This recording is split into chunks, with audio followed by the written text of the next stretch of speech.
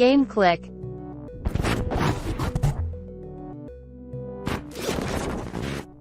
What's good, everybody, and welcome to Game Clique, the literal blackest video game discussion you're gonna find in the industry. We're so black, we asked our girlfriend for NBA 2K VC. Did that hit? Girlfriend? Oh, got, damn it! I didn't want this to be how I didn't want to be the person to let it out. I didn't. What you mean, let it out? For everyone who is unfortunately unaware, I'm not a breeder. I'm not a breeder. I don't do breeding. All right, the women thing, the women. I can't. It's not for me. I love and support women, but not in my bedroom. So I'm sure that there are some gay men out there that try to finagle their partner out of some NBA 2K VC. So it's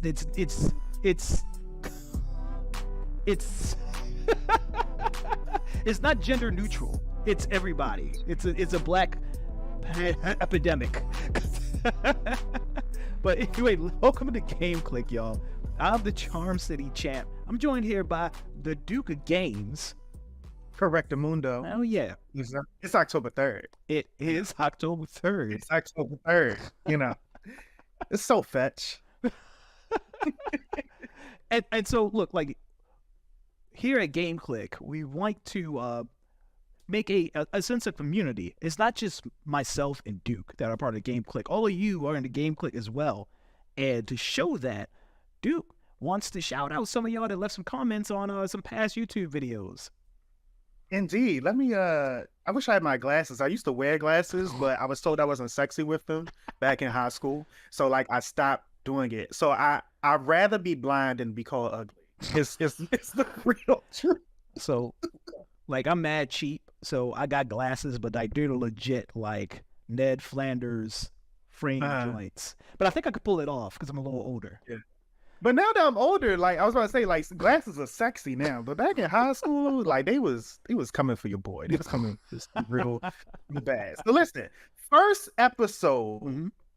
Remember, first episode we was talking about best fighting game characters in their OnlyFans. Who would have the best OnlyFans out of fighting game characters? We had a couple of comments. So we got ASAC said, finally, some black nerdy gaming content. I love it. It's important to note that this member has been a member for BPM for 2 years and 8 months. Shout out to them. Hell yeah. We got Dark Main X 1485 said, okay, BPM is further diversifying its content. They love it. They've been a member for 1 year and 7 months. We also got, did I butcher?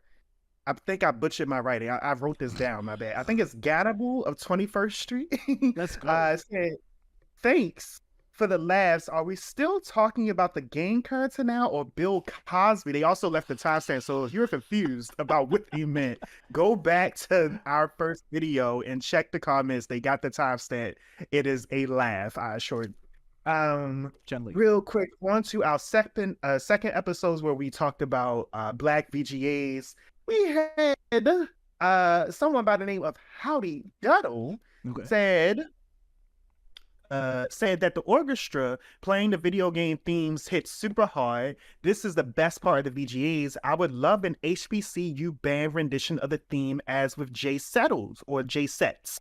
I believe that reference to some things that Hino said during that episode. They've been a member. They're new. They've been a member for 3 months. Hell yeah. Shout out to you. Love that you are loving BPM and loving this particular content. Mm-hmm. I wanted to shout out now this person. Forgive me. We put your name in AI. All right, you have commented on both of us, both episodes, and we wanted to shout you out as well because it turns out that you also have to be a top commenter. BPM has noted that you have some of the most hearts out of anyone who has ever commented on the channel. Listen, your name. Ingonilia. And I'm gonna say it like that's how it's supposed to be pronounced. That's the best that we can do. Damn, I missed it. Trisket Packet is bringing some cost sauce. Fire. Good to see more different. Yo, it's a dude named The Storytelling Okay. or something. He's a black game maker. He's a black game maker designer from Britain. And they were wondering if we could do an interview with bro, because he's on YouTube. And so I know that you commented, responding to them directly, but I think that's a perfect opportunity to talk and just set some things. So I know a lot of podcasts, like they have like the housekeeping section where they talk about like what's going on behind the scenes, that's not us. But we're going to do that, but I wanted to call it debugging, like just sticking like in the game world and say, me and Champ, we have done quite some phenomenal things throughout the city already. We've traveled to, what was it, Ohio? Yep. We traveled Columbus. to Ohio, Columbus, Ohio, to do an esports tournament on behalf of Red Bull. We've hosted some tournaments here locally in the city.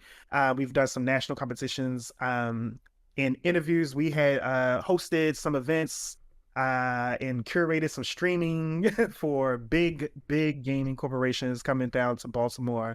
But with that being said, Champ has interviewed quite a few black specific individuals inside this game market world. And me myself, I don't have many of the connections, but what I started doing was, for anyone who doesn't know, pandemic occurred and I had to ask myself a question. I said, well, what is it that makes you happy, like during quarantine? And that answer has always been video games. So during the height of quarantine, I had started joining Clubhouse. And I was looking specifically for game dev corporations and like talks and just figuring out how to break into this industry. And one of the things that I had learned was that the lead recruiter for Activision, like the Call of Duty franchise specifically, was a black woman. And I was like, whoa, wait. Like, and so I was in conversation with her and like just trying to build up some of those connections. And so those are individuals that are absolutely in our log, and we're looking to expand and talk more with these folks. So do look forward to those things coming up. Oh, Champ, I almost missed the big one. Oh, I'm so sorry. There was one. I didn't copy it down. I just remembered it. I was like, oh yeah, we gotta talk about this. So one commenter, I was expecting this one actually. They said something to the effect, I'll just paraphrase it. They said, speaking of slavery in video games, we gotta talk about how like these game corporations, you know, find it so easy like to like talk about these narratives, but like not actually, you know, respond to the political and social status of like where black people are and what black people are doing in society. And it was like, they know it's a game channel, but like it, you know, it'd be nice if we comment on some of those things. I had my thoughts, but I was wondering, did you have something to say? I don't want to just flat out say that that's a blanket statement. I don't think that majority of the times that slavery is shown in games that it's kind of like feeds into that narrative. We talked about FF16 and like Tales of Arise and stuff like that, but it really doesn't depict black people in slavery. I just really think in those instances, making people putting people in charge of slaves just makes them feel more villainous. But there are instances where there definitely is some racism, where especially Resident Evil 5 comes to mind. When oh god. Yeah, if anybody's played Resident Evil 5 and you're familiar, that was the first Resident Evil that took place in Africa. Fictional country in Africa. Yeah. There were some depictions of African natives that are very questionable. So I mean, the first version of the game just had a white man running through Africa, just killing all black people. Ooh. They had to add the black assistant in the game in order to make it somewhat kosher. So yeah, I know when I read it, and this is from John Blaze 4244. I know that when I read the comment, I was just reflecting on the fact that I know that I have to constantly do like this balance of when do I ignore something for the sake of enjoying myself, or how much am I ignoring something to the point that I'm just complacent, right? And I recognize that in gaming in general, in any media that I participate in. Like when I'm sitting down watching Netflix, I know that I'm absorbing racist imagery, racist memes, racist everything. And no matter what I consume, but at the end of the day, I'm also still trying to enjoy myself. And so I think literally just as someone who's been involved in community and who's engaged in so much community organizing and do leadership talks about blah, I travel the country, I got poems. People know me for doing some of these, you know, deep intellectual dives. I was like, I just want a game, yo.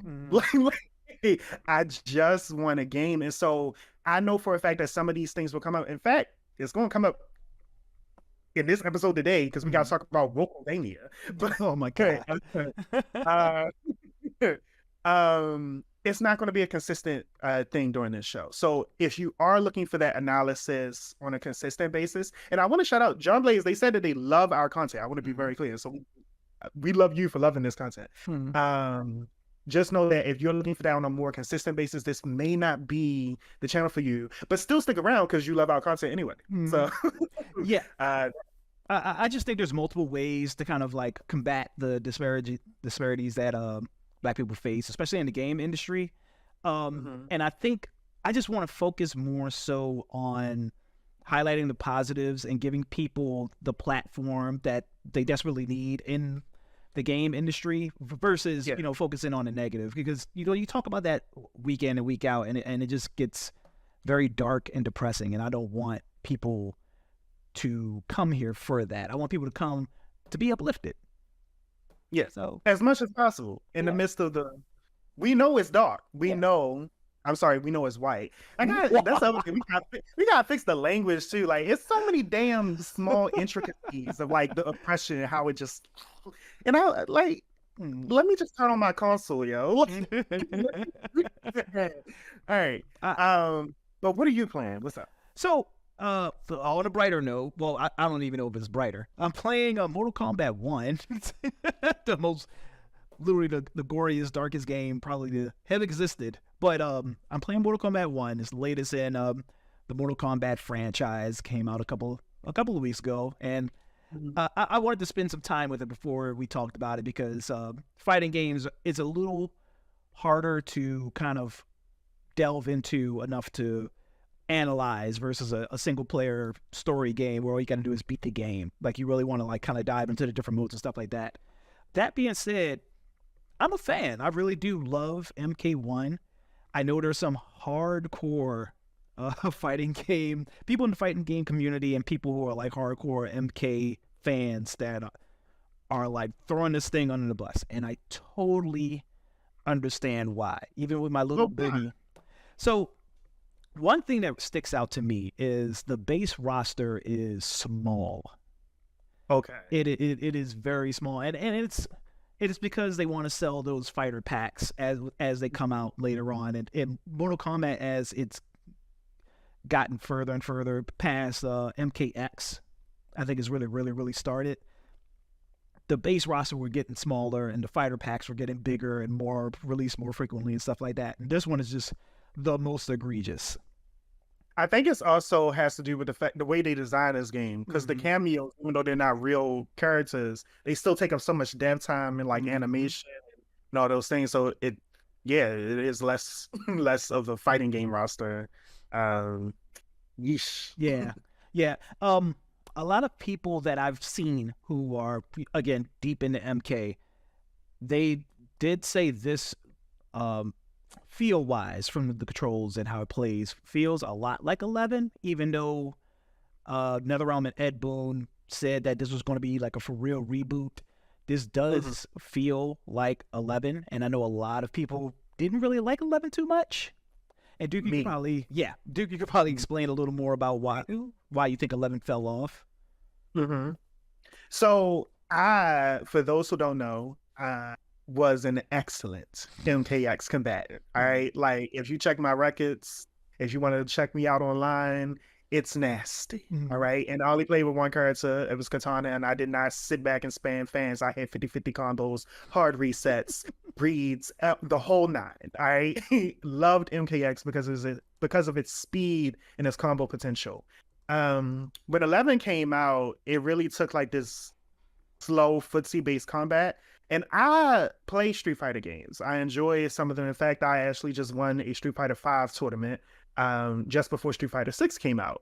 And so I'm familiar with Street Fighter. But my thing is that when I want to play a slow footsie based fighter, I go play Street Fighter. I didn't go to Mortal Kombat for that feel. I wanted the long combos, the crazy, conversions and things that you could get off of a simple like projectile, like that hits an opponent that bounces them off in the air. And you couldn't really do that in MK11, and that sucked to me. It sucked so bad. And I don't know people that really enjoyed it, of course, but when you look at the overall communal response to MK11, it was a drastic drop from people that played MKX. And so the reason why I wasn't too excited about MK1 is I played the very first closed beta for MK1, and the combat was extremely similar to MK11 when I first played it. And so, to their credit, a lot of feedback was given, and they started to listen to community, and they started to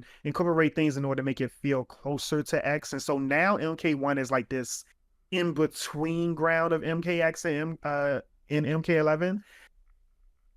I will probably get it just because I like Mortal Kombat, but I just knew that because of my experience with MK11 and my closed beta experience, that I wasn't going to go buy this day one like I would normally do for a Mortal Kombat game, So yeah, that's kind of where I'm at with it. I can't do the slow footsie based stuff in Mortal Kombat. It doesn't make sense to me. In my opinion, and I don't know who else would agree with this, but I think the run button, which started out in like MK3 and they brought it back in MKX, I think the run button should be as staple to NetherRealm games as the block button. I feel like anytime a Mortal Kombat doesn't have the run option, it's not giving me Mortal Kombat. I should be able to run cancel and combo, extend my combos and everything based off of run canceling. And I can't do that in MK1, and it sucks to me. Yeah.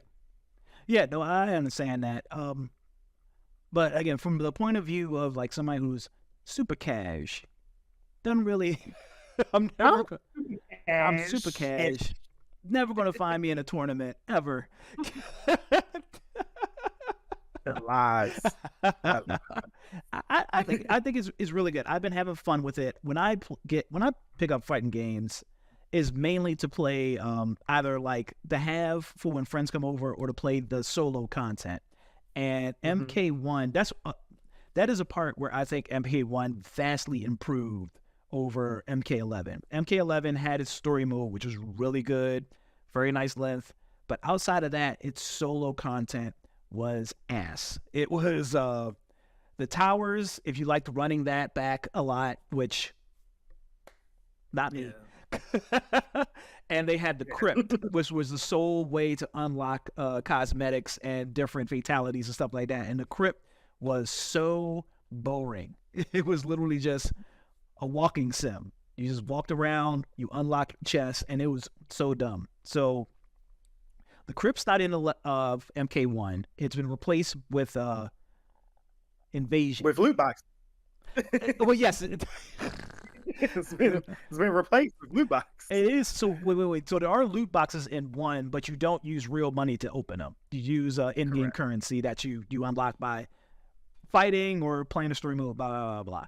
So there are loot boxes, which is a little nasty, but it's not. It's free. Yeah. It's no money involved. Yeah. Even though there is.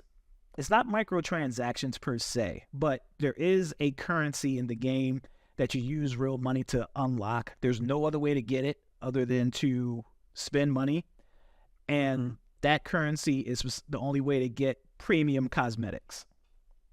Yeah. So it's only for like cosmetics. It's not like it's a pay to win formula. So fine. I'll take that. But back to Invasion. So Invasion gets away from the crypt, and it kind of turns Mortal Kombat into kind of like a board game. So it's an over-the-top camera view. You move from space to space. Each space is a different fight with different multipliers or different situations tied to them. And winning those fights is how you unlock different fatalities, different cosmetics, new stuff to make yourself look different online and stuff like that. So I've been enjoying that. The story mode, again, really good, even though I think it's shorter than it was in 11 and X. That's fine. I mean, because listen, the writers, the story of MK, I love that it takes itself seriously. I do love that it takes itself seriously. I wish that more fighting games would take their story and lore more seriously. Mm-hmm. But it's absolutely bonkers at this point. All right. Like it's absolutely insane. Someone is on acid writing the script. All right. It's fine to be shorter at this point. So we don't need more length. So can I talk about, I don't know if it's technically not a spoiler. I don't want to like play this footsie game about like halfway mentioning a spoiler. But I do want to complain about the story of it. The spoiler warning, MK1, blah, blah, blah, right. Timestamp. All right. Whatever. There's a spoiler coming up for MK1. Fast forward, blah, blah, blah. Spoiler alert. Skip to 2437 to avoid Mortal Kombat 1 spoilers. So, MK1 story. Really good, by the way. So, for those of you that don't know, the reason why this game's called MK1 is basically the way MK11 ends. MK11 introduced this Titan. Kronika is a Titan, right? Yes. Yes. They introduce a Titan named Kronika, who's basically like some sort of goddess that rules over time and the different timelines and blah, blah, blah, blah. Liu Kang defeats her, and by doing so becomes the new, like, Lord of Time, or however you call it. So in doing so, he chooses to create a new timeline where basically there's no evil. It's just all good. All the people who are bad guys in his prior timeline are powerless and dumb, and they have no desire to be evil. And basically, he just wanted to create this world, and it's just all good all the time. Cool. And that's where MK1 starts. MK1 was supposed to be a reboot, for a lack of a better phrase, of the MK story, which I think was brilliant because as somebody who is very intimidated, let's use Yakuza for a comparison. You're getting into the weeds here. Yeah, I mean, like, all right, so like the Yakuza franchise is like on number 9, right? I am not. I thought that it's like so many damn spin-offs and like there's like in between joints, but like I'm not going back and playing 8 games to catch up so I can play 9. Like that's it's not happening. Not happening. So I think it is a good move to just be like, all right, you know what? This is MK1. Y'all can come and start here. Don't worry about all that other stuff. You don't got a Super Nintendo? Don't worry about it. Just start here. I think it was brilliant. So the story is really good up until you get to the 3rd act, because that's when the time wonkiness comes in, and there's apparently multiple timelines. And like Shao Kahn from another timeline has found out how to hop into this timeline, and now he's trying to take over multiple timelines. And whenever you, as a sci-fi person yourself, whenever you get time travel and whenever you get multiple timelines into the story, it gets weird and very convoluted and hard to follow very quick. and yeah, it never really recovered for me. Well, it's never going to, because I remember the end of it is like it's like the timelines now. It's multiverse story. Yes. At this point, yes, we're completely at multiverse injunction wars or something. I don't know. It's crazy at this point. It's just whatever. God. As long as you still keep bringing Katana into my fighting games, I'll most likely play. That's all I care about. I like Katana. Oh, and new Sabat. I would love new Sabat again. Better than what he was in MK11. Mm-hmm.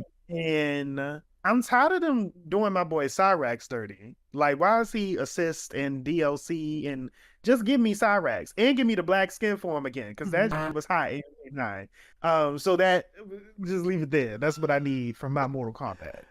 Kevin Feige and Disney will pay for what they did to movies and video games, because now everybody thinks that they need a multiverse and an interconnected universe in order to like be successful at storytelling.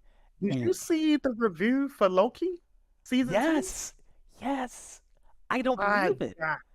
I like clutched all pearls. Like when I saw that review, I said, "Ooh." Like, It's got to like be. I knew Marvel was dying, but It's got to be hate because of Jonathan Majors. I can't believe it. I gotta watch it myself. no, I mean, IGN, they said something about the old director is gone. It was like, and it cannot make up for it. The old director is like, you can't make up for having that director leave. Like, eesh, yikes. That's crazy. But I'm also, if I gotta be real, Loki season 1, it was okay. Yeah. But it wasn't until that final episode that I was like, like there with it, you know? So I was like, I need you to build off of that energy, that kind of like storytelling and moving forward. And they could not do that. But Marvel fell off for me with Thor Love and Thunder. Is that what it's called? I can't. After that, I literally went home and unsubscribed from Disney. I was like, I'm not seeing the rest of Miss Marvel or whatever this was. I can't do it. I'm good. Nah. I can't stay in this universe anymore. Chadwick Boseman left. I gotta leave. It's done. You made it seem like he quit. At this point, when sometimes the spirit be knowing. I'm just saying, sometimes spirit be knowing. You gotta leave things that don't affirm you anymore.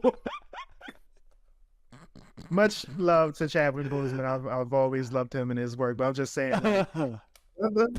brother, you got out at a good time. The All right, so no. But look, for me, yes. what am I playing? Always do your segment correctly, and I'm so sorry. So I will say, I'm still playing Genshin Impact. They just released a new character. He's a fucking dragon in human form, and he has water powers, and like he can do like Blastoise. I'm in heaven right now, okay? Like I am destroying everything, and like I renamed one of my team the Drippiest, like because he's a water type. Anyone that's not really familiar with Genshin, I found a way to describe it. It's Pokemon, but with humans, with like characters, people with personality and backstories and history. So think of it that way. That's what I like to call it. But the real question is, what am I watching? And for me, I've just sat, and I mean in one sitting, because I think it was 8 episodes. I watched all episodes of Castlevania Nocturne season 2.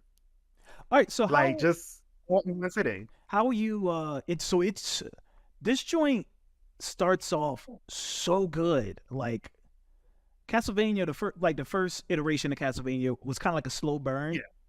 This one starts off ham, like crazy. And I only finished the first episode. I only watched the first episode. Yeah. Right. But all right. So I don't know. What should I be saying? I didn't realize this. So one, because this is so new, I definitely will not be engaging really in spoilers here, right? But what I will say is it is definitely by the people who made the first couple of like Castlevania 1 had 4 seasons. It's by the same people. The only difference is that they start off with a little bit of hype, but then they insert the slowness in the middle. So do expect some slowness. It's definitely going to be there. So yeah. But I enjoyed what I got, and I think the only reason why I enjoyed what I got is because I was someone who's a little bit more learned about some of my cultural history. Now, I gotta be clear. These are all Black people who are writing these stories, right? So whenever you got white misses and ma'ams and whoever writing out stories, it's some mess, it's some lies, it's some craziness in there. But I enjoyed the nods to some truth. So they had like orishas and things represented, like the power of those being implemented. They talked about the Haiti rebellion without talking about the Haiti rebellion, which I thought was interesting because so many like traditional regular everyday Black people don't even know about Haiti rebellion, sadly. So they brought that into the narrative. And this I love the cliffhanger. Oh my God, the cliffhanger. When you're done with the series and what happens, I'm in love with that. Cannot wait for season 2.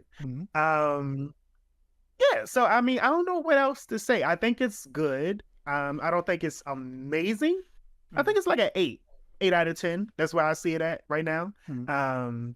But we gotta get into the user responses to this show. People are upset. Yeah, so I was gonna talk about. I mean, I was gonna ask you about that because, like I said, I've only seen episode 1, and I was very curious because, like, the first 4 seasons of Castlevania, very well received by both critics and viewers. This one, I'm pulling up now on Rotten Tomato, has 100% on Rotten Tomato from critics and a 46 from the audience. What is happening? What is that? What happened? So the show, no way around it or above it, it got review bombed. Bunch of 1-star ratings from people who insist that the show is now Wokovania. That's what they're calling it because, you know, they colonized every goddamn thing. They took our language and they used something else. So they're calling it that because it has more melanated characters in it. One of them not even black. He's Native American. But they got more melanated characters in the show. And they take up a good amount of screen time. Like these individuals are integral to the story. And white folks don't like it. They do not like seeing themselves not, you know, the primary focus. And some of them, I can't speak to this one per se too much. Some of them are saying that the animation quality has definitely went down. I'll give maybe a little bit of credence to that because I know that some of the fight scenes were just like not that amazing. But I'm also treating this as season 1, still technically of a new series. And like these are characters that are still finding themselves. These are very much so characters still finding their powers. Like they're not ability like they're not at their top ability right now.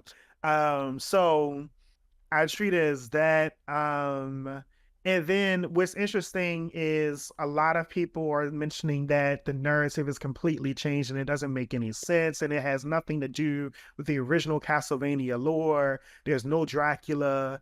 And I'm like, have these people actually never played Castlevania? Like, because there's like only a few of them that actually include Dracula. Like that's not that's not the point of Castlevania. Right. And a lot of like the idea is raise his castle up. That is like the only thing that is a staple in all of them. But the same way that the castle wasn't the focal point in every season of the original series, it's just not it. So they were upset about that. They were upset that apparently some character lore changed and like they made them black, which is a conversation all of in its own. I'm not particularly a fan of those things, but I also don't really care too much depending on like the context of it. I mean, for instance, from season 1, one of my favorite characters was Isaac, the bald head black guy. Loved him. Oh my god, cosplay as him all day. But the truth is that he was based off of a obscure, and I want to be very clear, obscure PS2 game, where he was a white man with red hair and he was literally psychotic. Like he had no backstory or lore. He was literally just like insane and crazy, and they had reworked him into something that was actually like a character for the series. And so he became black, he was bald-headed, and he had a backstory. Wow, great, loved it. So that, and apparently some character lores have been rewritten in season 2. I can't say that I'm like the most learned person of Castlevania lore, because in my personal opinion, and I could be very wrong, you know, somebody in the comments come teach me, Castlevania ain't never really had no damn lore. It was just Dracula. I'm glad you. I don't even think the games focused on the wife before. Like that wasn't even really a thing. It was just like Dracula wanted to be a vampire and had a castle. Like that was it. I don't know. I think the one Castlevania that really focuses on storytelling, like in a traditional sense, is Symphony of the Night, and even that, I'm just like. Yeah, mashed which is what the first season, the first series, it borrowed elements of the Night. It wasn't a 1-to-1 recreation of it. And look, I played Dawn of Sorrow. Like I'll say that of course I had interactions with Castlevania before, but I formally became introduced to Castlevania with Dawn of Sorrow, I believe, which is a kid named Soma. This was a DS entry. That's when I really like started playing, and like apparently he had a game before that, so technically what I played was a sequel. But apparently the story was pretty much exactly the same as his first game. So, Dracula's son is his name backwards. Alucard. Come on Yeah. now. That is the depth of this.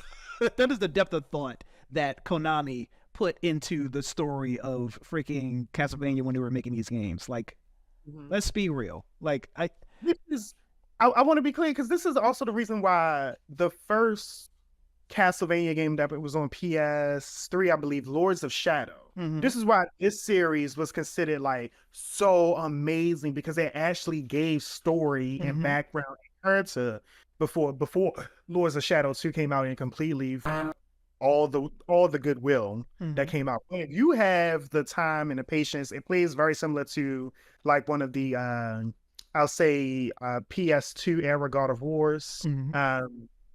Or God of War 3. It plays very similar to that. Go back and play Lords of Shadow 1. And you'll see the amount of storytelling, narrative, and craftsmanship that they put into this world for these characters that just was not present before, or something you really couldn't do in the pixel, 2D entries. In Castlevania, it was never really about the lore. It was always the gameplay and the puzzles. That's what it was about, friend. It wasn't a narrative experience. I promise you, I beat that game and I left not knowing anything additional about Castlevania. I was literally just beating things up. I did not care about anything that was happening story-wise. And again, like you can't make these blanket statements. It's the internet, and anything has some sort of cult fan following. But that's exactly what it is. You're not going to sit here and sell Castlevania's lore as if it's freaking Harry Potter or anything, and there's like swaths of people that know all these characters. That's not it.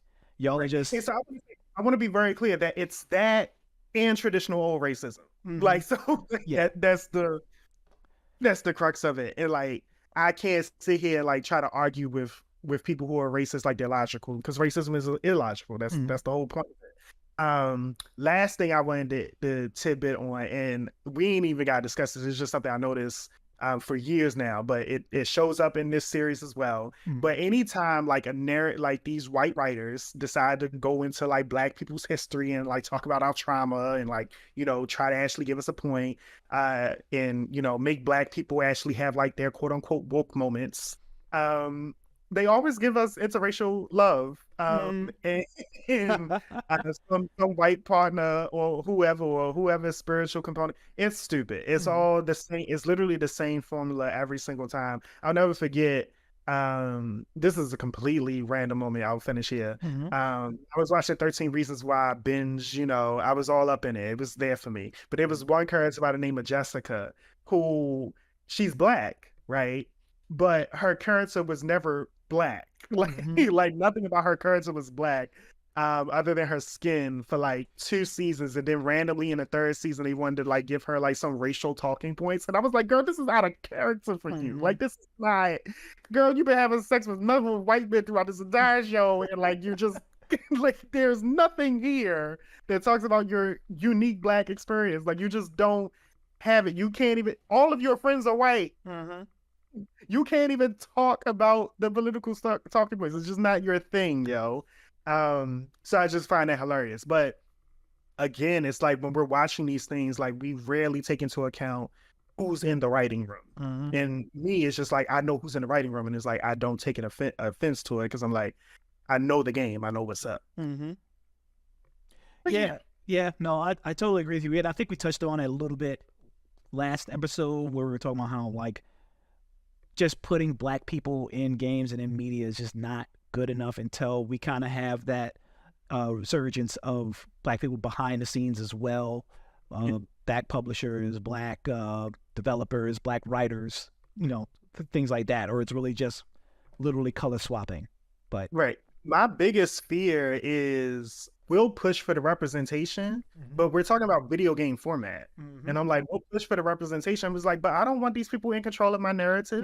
I don't want them in control of like what the black body does. Like this, it's still weird in its own context. And yeah, but we'll talk about that a whole nother time and episode about what is it? It is decolonizing the imagination. We said we were. We're going to get into that. We said we weren't going to get dark and depressing, and here we are. But here we are. On a brighter note, let's talk about who is paying the bills, baby, and how you can help us out by supporting Black Power Media, the exclusive home of our full video episodes of Game Click.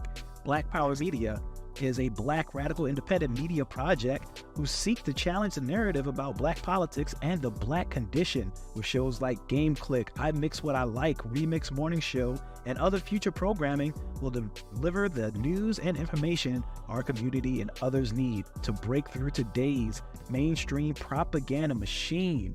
So make sure to like, follow, and subscribe to youtube.com/@BlackPowerMedia, period. Again, that's youtube.com // I like // I'm gonna start saying it from here on out. / Black Power Media, period.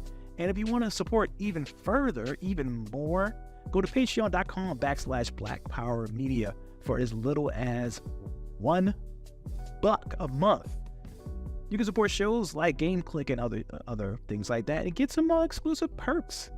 I ain't like how you said fuck. What you alluding to right there? What you alluding to? Also, you can support Game Click by leaving us a review on our audio podcast. You can find us. Also, if you didn't know about that, if you're not listening, you can listen anywhere you find audio podcasts. That's Apple Podcasts, Spotify, Google Podcasts, and anything like that. But here's the kicker. We want you to leave us a review. Every single review counts, good or bad.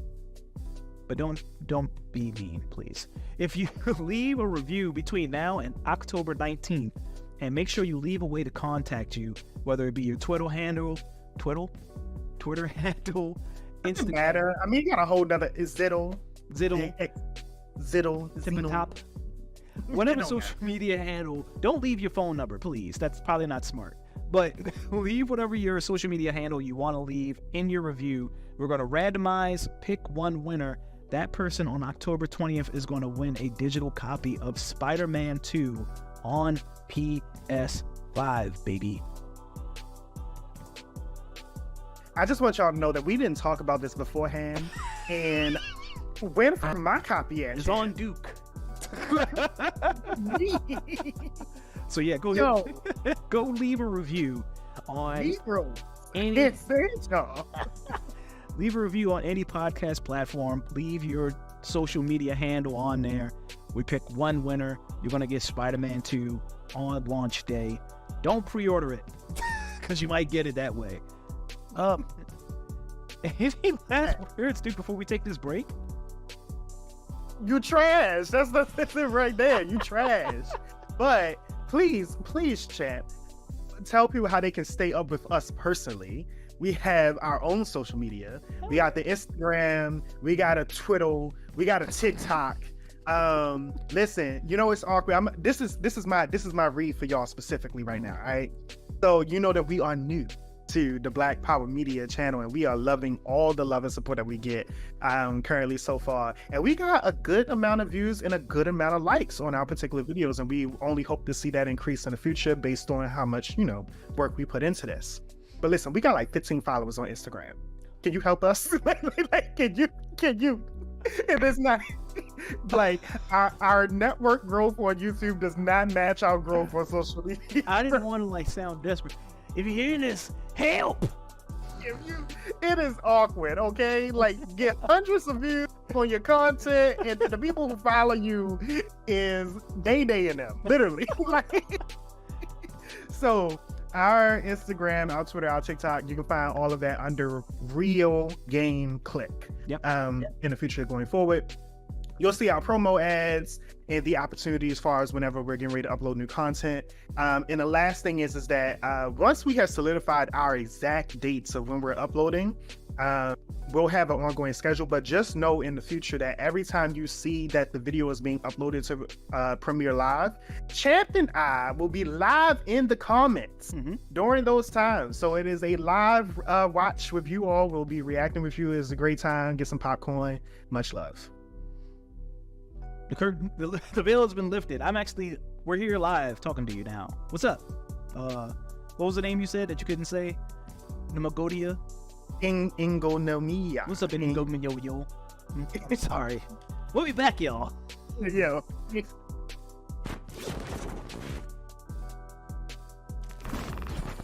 What's good, everybody? Welcome back. We're here for the main topic. What everybody click this link for. What the title alluded to, the official 2023 Game Click Power Rankings.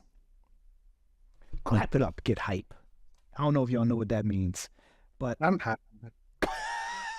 I thought your camera froze. I was gonna ignore you because I didn't want to bring attention to it. You don't get it. I was gonna let you be at peace. No, we're good. So every year, all throughout the year, we keep a list of whatever the top 10 games of the year are at that time, with the hopes of, at the end of the year, we have the penultimate list of the best 10 games of that year. And we're close to the end of the year. We're kind of at the last leg. There's still a ton of games left to come out, but we want to go over what we got here, discuss some things that are missing, discuss some things that are dropping off, and we want to hear from y'all. What do y'all think is missing once we tell y'all the whole list, and let us know. And we're going to maybe take it into consideration. Don't say nothing crazy, man. Don't I just wanted to let the audience know that every game that's listed is games that Champ plays. Like that's what the list is. We're not putting Madden on here. So, Madden not getting on here. Don't put it in the comments. Don't waste time. Anti-black. It's ridiculous. 2K, NBA 2K, no chance. You are trash. Nip that shit in the bud now. Fine. But speaking of 2K, so our number 10 is a 2K game.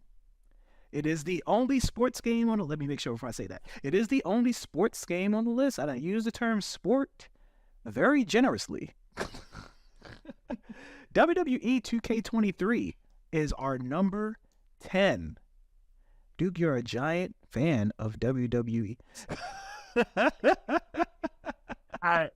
You learn something new about yourself every day. So, beauty of life, right? Like you just be going through it, and you learn something about yourself.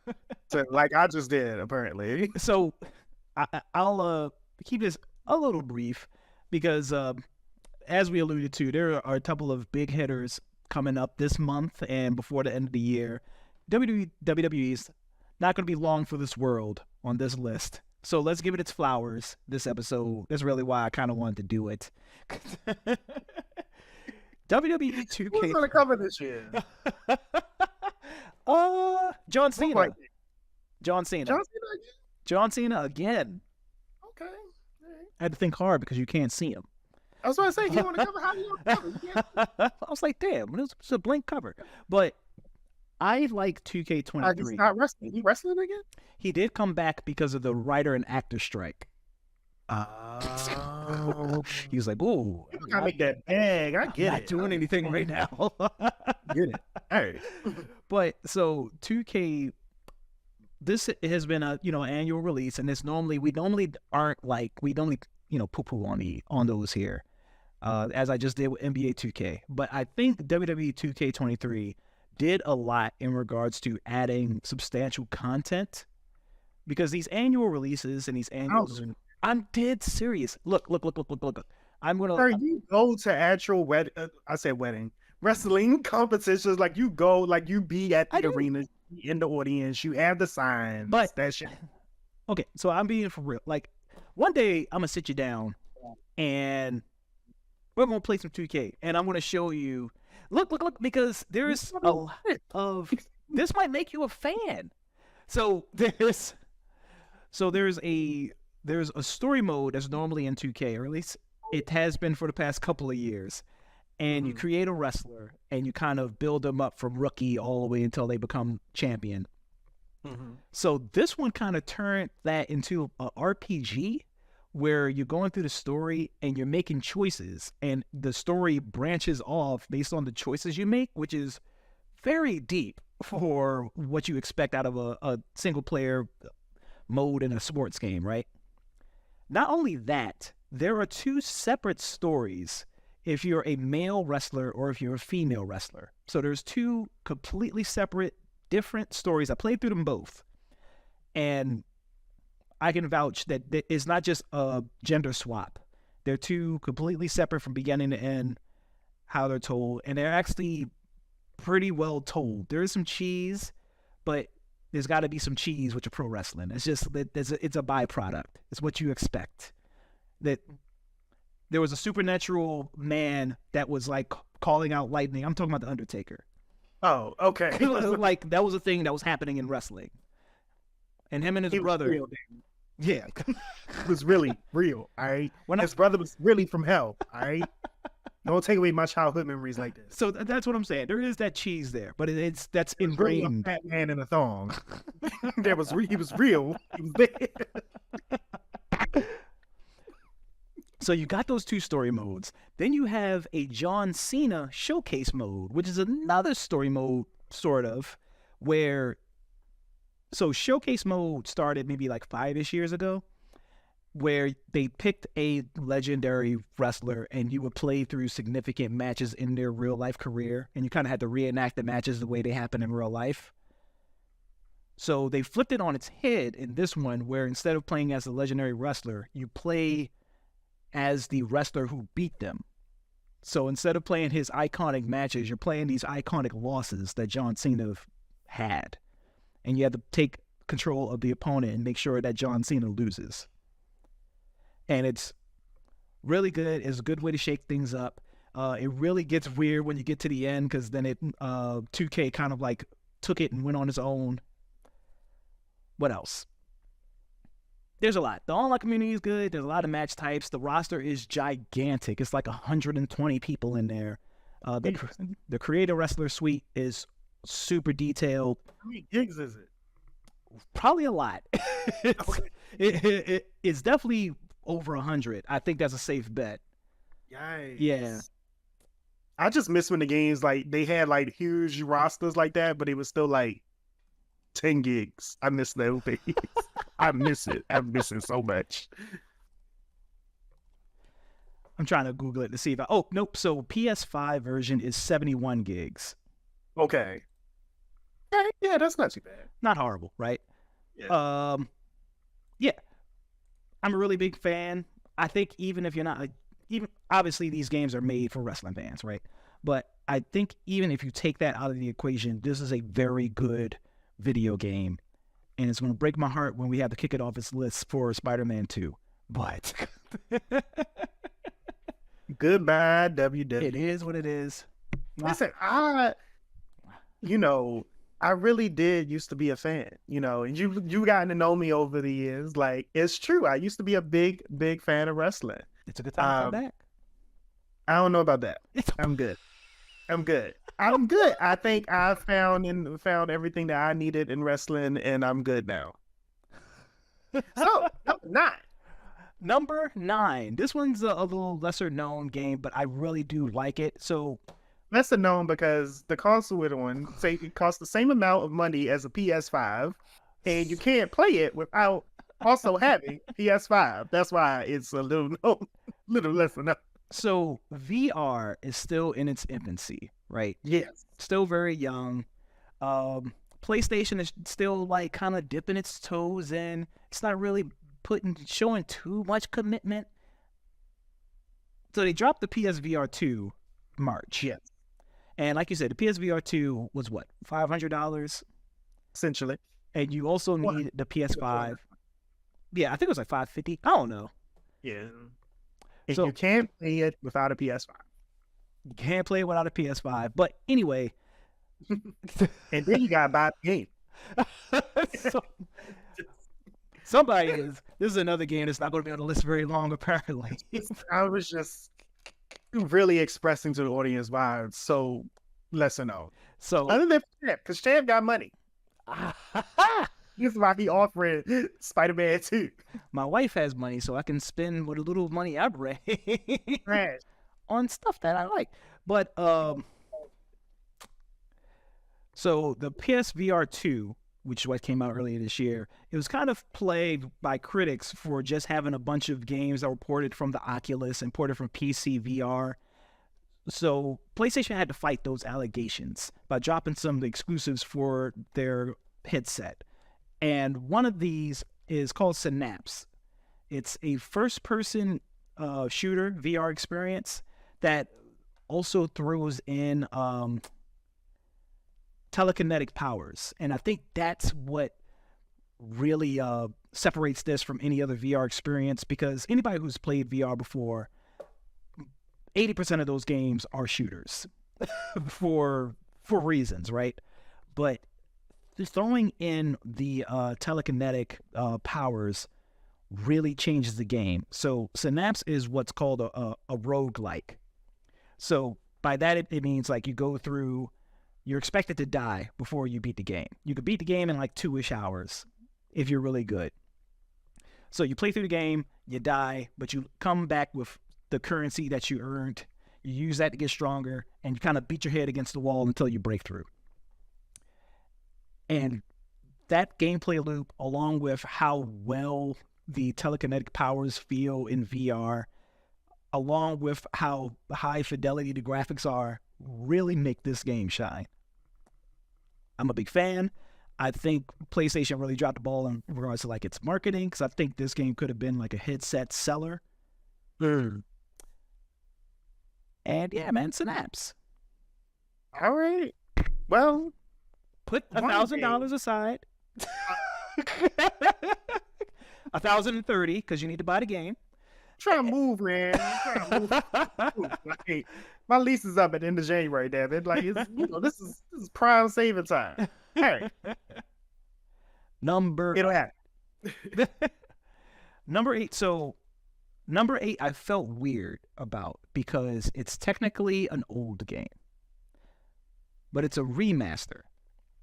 And we kind of You put Dead Space up here. You got to get rid of this game. no. So you gotta play it, man. You got to. Did you play? Did you play it originally when it was on the GameCube? Played Metroid? No, Metroid Prime, the first person shooter. The only Metroid Prime that I played was the one that was on DS. Oh, That was the okay, Yeah, okay. Well, no, that was a bad one. it was. I think so. Compared to 3, what was it called?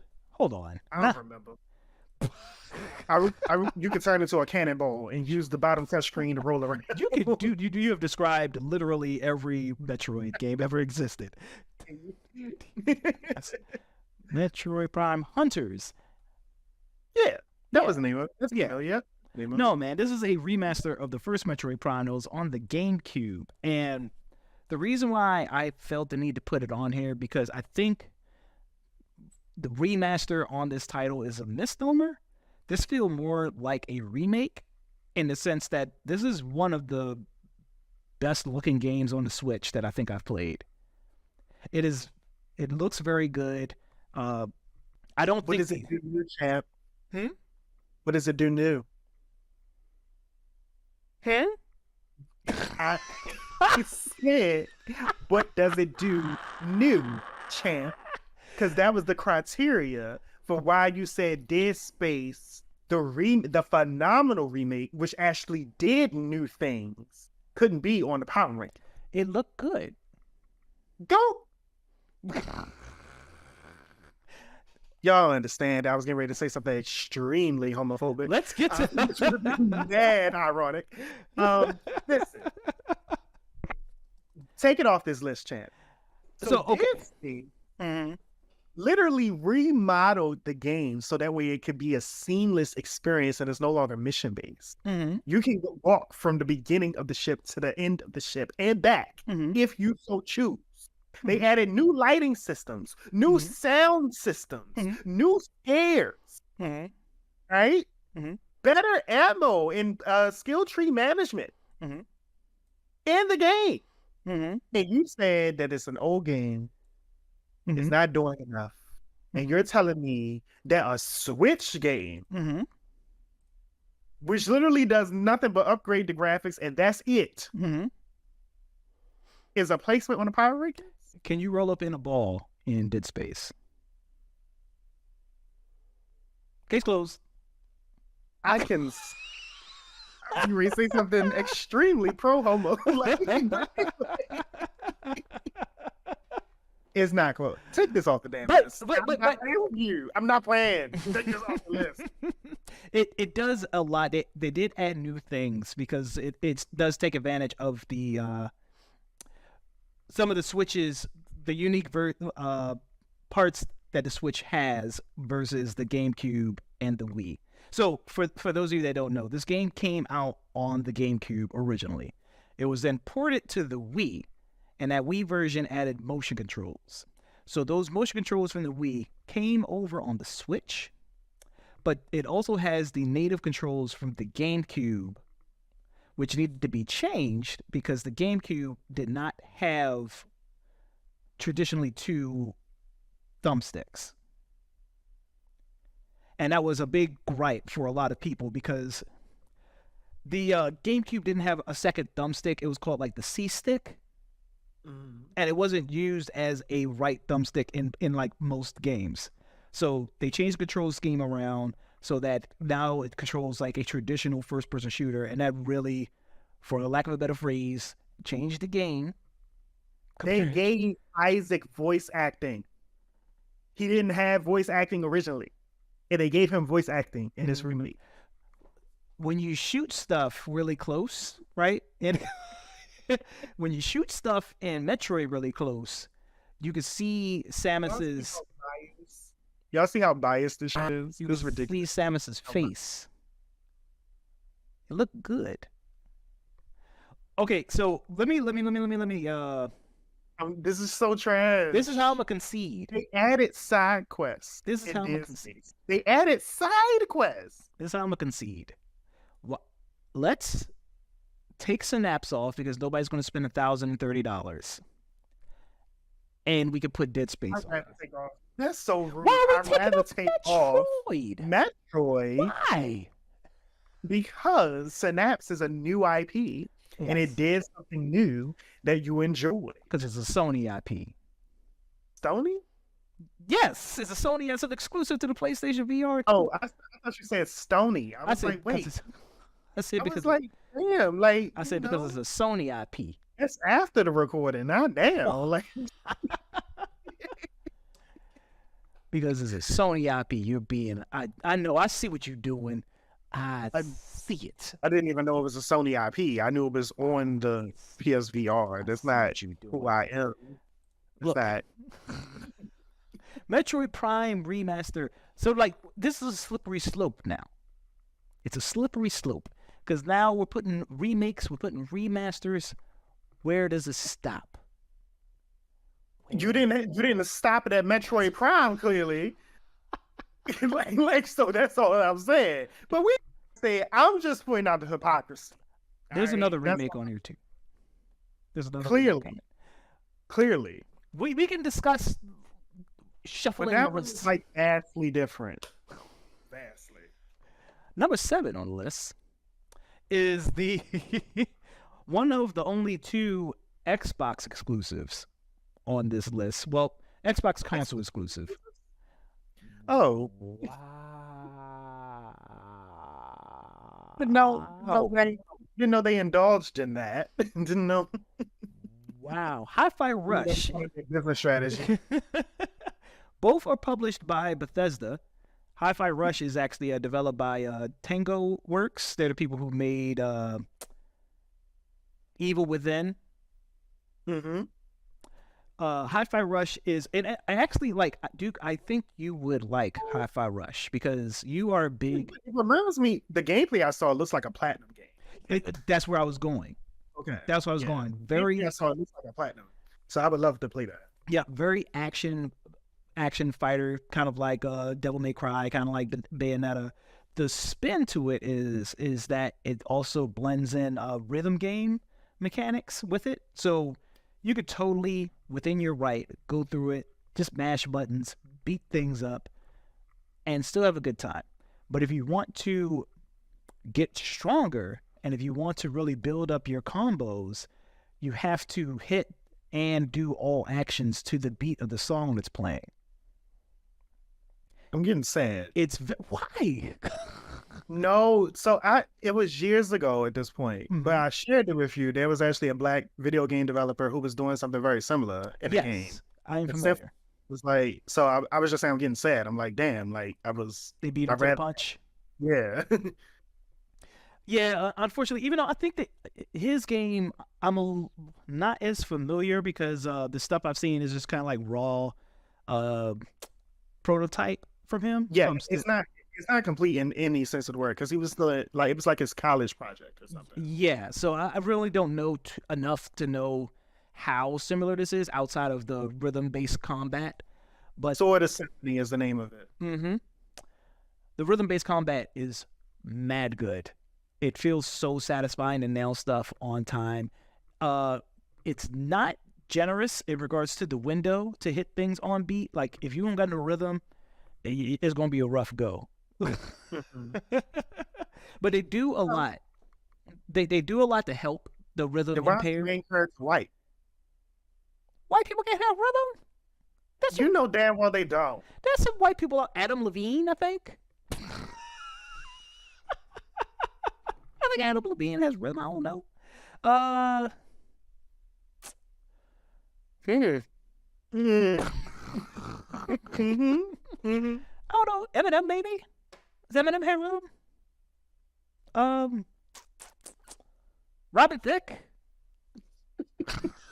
I'm just naming white people. I don't know. It's not a universal standard for them. Sylvester Stallone? I don't know a lot of white people. Alone. This is crazy. This is absolutely insane. So, all right. There are black people in the game. There's some black side characters that are very integral to the story. I don't want to get into it because it is a very cool story. You think it'll have a sequel? I definitely. Xbox would be very, for a lack of a better phrase. But it's Xbox. It's Xbox. So they are stupid. They are dumb. They are that. They're everything that you were saying, getting ready to say. Because the issue that Xbox has, one of the issues that Xbox has is they lack that they lack an icon. They like Sony has the God of War. They have that's well, I think they still do. He doesn't really mean as much as he did in the early 2000s, right? But yeah, Sony still has the Kratos. Sony still has the Nathan Drake, the Ellie. You know, they have those people that if you think of PlayStation, right, those people pop up, and Xbox really doesn't have that. And I think they have that with these characters in Hi-Fi Rush if they follow up. Pearl, what happened to him? Conquer? Conquer. They could have had Conquer. The fact that you called him that squirrel. I don't remember his name. Nobody refers to Sonic as that hedgehog. Damn, what's that plumber? They didn't do the work. That's why I said they could have. Well, right. That's what I'm saying. Like, they really need to like hit while the iron is hot. So you had Terry Crews. If I was, that's that was. Let's be grateful that they dropped that one. Like, there was no Terry Crews for a long time. We didn't know where the Terry Crews train was going until it got there. Man, what a weird character arc. Crackdown. Poor Crackdown. But what about Fable? Fable is doing something now. Fable right? is coming. They are making a new Fable. That I'm not sure if it's a reboot or just like a straight up sequel to 4. Well, Fable has always been like a different story for the most part. So I'm pretty sure it's just going to be new heroes and stuff like that.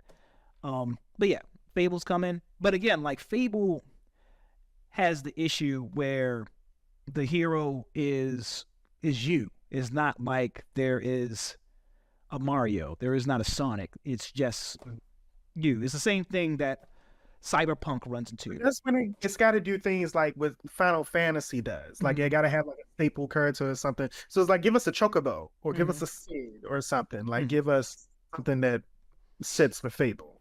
Yeah. One of those things. But yeah, I think Xbox has that with Hi-Fi Rush. Hopefully this is not a one-off. I would be very shocked if we don't see Hi-Fi Rush.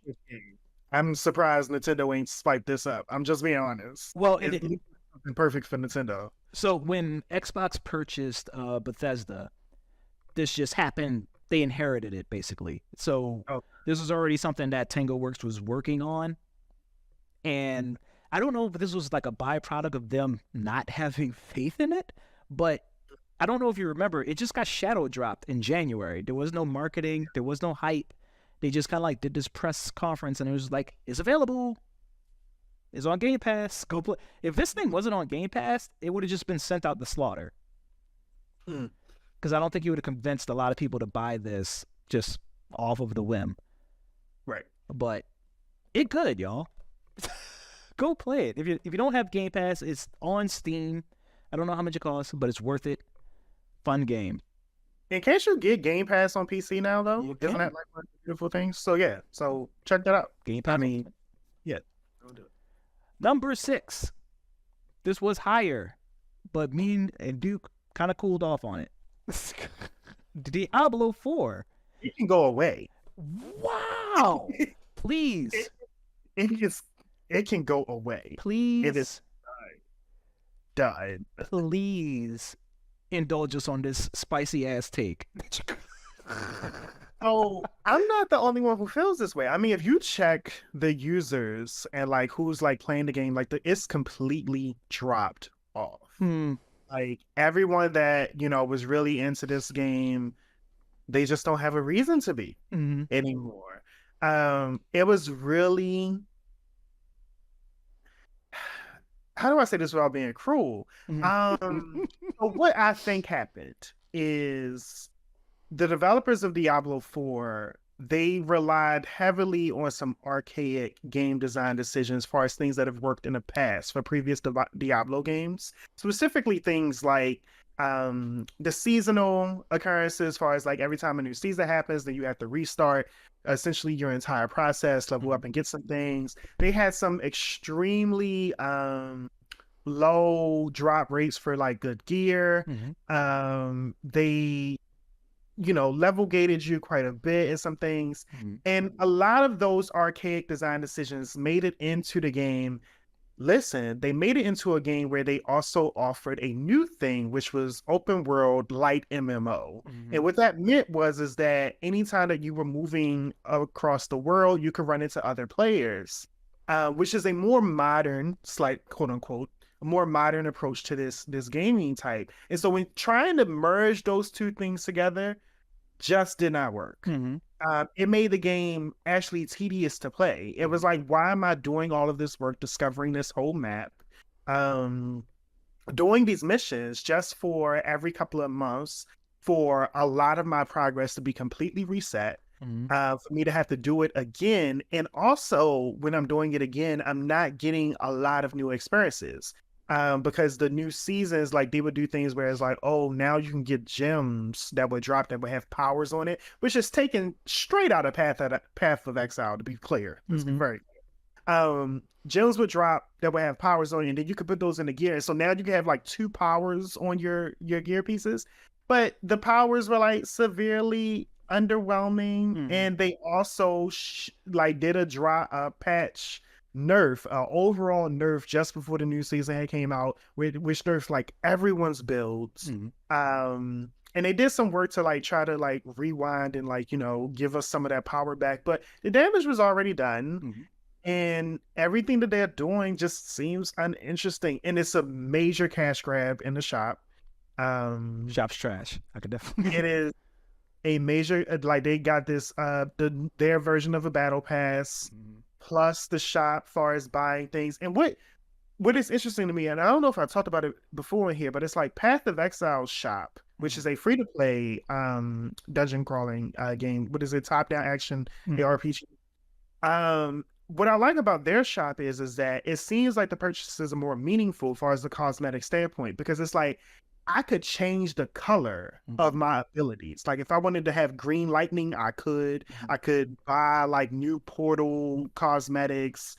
I could buy pets and things like just so much more customization options. And then like the options in Diablo was like you could buy a new backpack, you could buy a horse and like some some cosmetics for the horse. And let's be clear, this horse, I felt like it was two different teams that worked on this game. There was a team that wanted the horse and a team that did not want the horse. And you will understand what I mean if you ever sit by to play this game, because you unlock the horse extremely late in the story, and when you do, it's like oh hey, here's the horse. Like there's no build up to it at all. And then when you get the horse,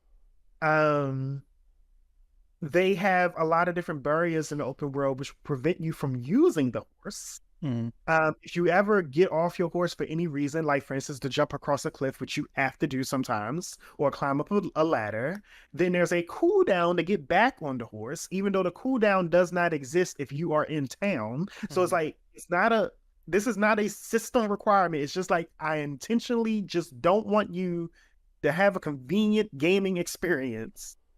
Take Diablo off this damn Liz. So it's in hell. It's literally in hell. So, to be quite frank with you, I'm indifferent. We could totally we could put it in there. I get all your gripes. I have fall off of Diablo 4. 932 players. What? I think the last time I checked, it was at 932 players. Oof. Yeah, I get it. So look, why don't we do this? Why don't we take Diablo? We'll put it in a box. We'll take it off the list, put it in the box, put the cover on the box, and we put Dead Space Remake on the list. Would that make you happy? Yes. Would that make you happy, Duke? Diablo 4 is gone. Dead Space Remake is right under Metroid. The proper demon killing experience. I will fuck you up for that Metroid thing. There's no way that Metroid moves up. Absolutely ridiculous. But continue. Oh, why did I mess my whole list number up? It made like two separate. Nope, there we go. I fixed it now. All right. So the list. You know, interesting. I just realized. What? I don't know if you're going to bring it up, but MK is not on this list. Yeah, because so. It's not even on the games that didn't make it. Yeah, so because it's in that weird place where, damn, dude, I think we do need to talk about that now. So I was going to use the argument that I didn't play enough to be comfortable about it, but I think I have.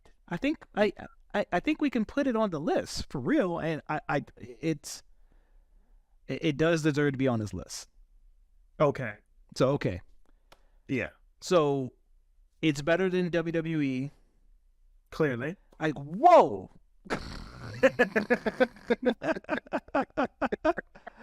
All right, man. WWE's got to go. Actually, man, Not sure. Yeah, I get crow's feet. just flaring at me. I kind of want to get rid of Synapse. Okay. And I didn't play Synapse, so I can't fight for it. I'm just saying, based off of what you express, other than praise, I do think it's something interesting. I want to check out. Yeah, I do think it's an interesting experience in VR. I think it is one of the. If somebody ever came over here and it was like, sell me on VR, I would have you play Synapse. I didn't play Synapse. Because we was like eating chicken and drinking like sangria, and then like that's not what you want to. You don't want to do that and then like play some shit where you gotta do all this. You don't want to do that. You don't want to get drunk, eat greasy food, and then like be swinging shit around. You don't want to do that. That chicken was not greasy. That chicken was made by the most pasteurized white pound hands I've ever tasted in my life. Never go there. We're not going to mention it because, sponsors and all the other stuff, but there's a spot called DHC. Don't go there. Don't go. It's terrible. Terrible for the black body. Tastes horrible. I'm going to take Synapse off, and I'm going to put MK at 6. So right now our list reads 10 WWE 2K23, 9 Metroid Prime Remaster, because I took off Synapse. Dead Space better be on this damn list. 8 Dead Space Remake, 7 Hi-Fi Rush, 6 Mortal Kombat 1, 5 Street Fighter 6. I mean, Street Fighter is clearly more than MK1, in my opinion. I agree. I do agree. So It's so much more. Yeah. I think so. I think it's closer than a lot of people are willing to admit. Like, if we're just looking at again, like, there's two different audiences when you come to fighting games. There are the hardcore competitive, I'm practicing to get to Evo fighting game players, and then there's like the super cash people who are me. That's just like, I want to come, I want to play some story, I want to learn more about Ryu. How do you put on this voice? I want to learn more about Ryu. I hate you so much. That's all I want. I don't want to like fight real people. I just want to like learn things. Okay. And I do think if you look at the people that are like me, I think Mortal Kombat 1 offers a little more. Street Fighter 6 tried to offer more. You don't like the World Tour mode? No. You could beat up the guy. I like that. I like the idea of World Tour, and World Tour was so fun for like an hour, and then beating up random civilians like really got old very quick. Especially like those matches, they're not. I don't want to say they're not competitive, because there is a point in the game where like the level gap can get so crazy that it does get hard fighting random people. But it's not interesting fighting 10 Joeys versus like fighting AKI or fighting a Chun-Li. You get what I'm saying? Like, there's clearly a difference in the level of... Her name is Aki. It's just Aki. Then why are the dots there? It's Aki. It's A.K.I. right? I don't know, but people like her name, like the winner announcer says Aki. Whatever. That's why I need more single player content, so I can know how to pronounce the name. And that's what I'm saying. So yeah, the single player content I think is a little lacking in Street Fighter. And I mean, that's by design, because the Street Fighter is really for that type of person. Whereas MK does feed more off of the cash player. So I do think Mortal Kombat has the edge, but Street Fighter 6 just feels so much better to play as a fighter. Okay. I just think it feels more like a complete package to me. Yes. Yeah. And I think it tugs at the nostalgia heartstrings much more than MK1 does. Yes. And I think that's going for it. Yep. I agree with that as well. I do think Street Fighter had a better launch than Mortal Kombat 1, which gives it an edge. Mortal Kombat 1's online, up until recently, definitely had some issues. It had a weird player 2 patch. It recently got patched. Player 2 bug where the same combos couldn't be performed if you were player 2. Yeah, the hitboxes were like different for some reason. It would push the other opponent back further if you were player 1. So literally the same combos just couldn't be landed. So it was.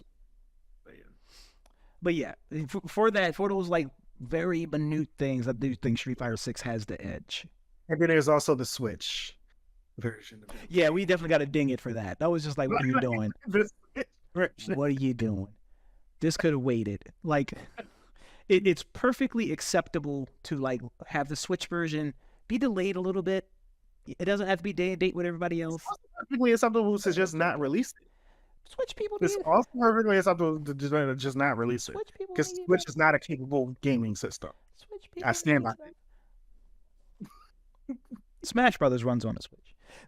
But number 4, different requirement. More people on the stage, bigger stages, more things Vastly happening.